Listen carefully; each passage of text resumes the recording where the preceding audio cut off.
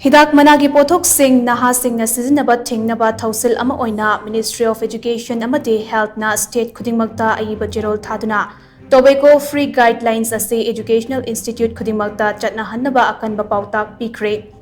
Ministry of Education, Health and Family Welfare na punna khutiyek piduna State amate Union Territories singge Chief Secretary singda pikiba advisory atuda laibak asida leiriba educational institutions singda HIDAK managi potlam sing SHIJINNADANABA Cigarette and Others Tobacco Product Act Kotpa 2003 ase Educational Institution Khudingmakta thabak oina pangthokadabani hairi.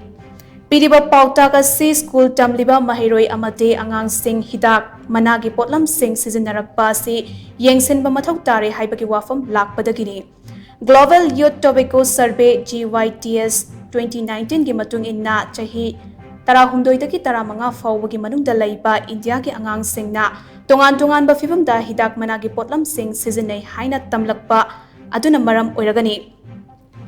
Leibak asida leiriba angang listing mangaga chamanga henbana HIDAK managi potlam sing numit khudingi SHIJINNABAGI wafam leiri.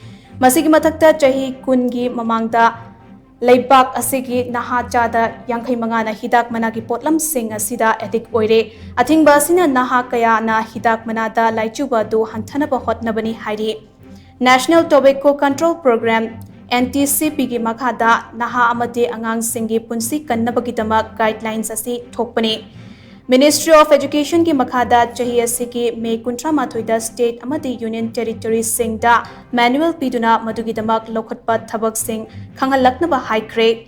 TOFE gi manual asida piriba mapungoiba wafam de Educational Institutions singda tobacco SHIJINNABA yate haibasi mapung fana khanghannabagidamakta thabak oina pangthokadabani hairi.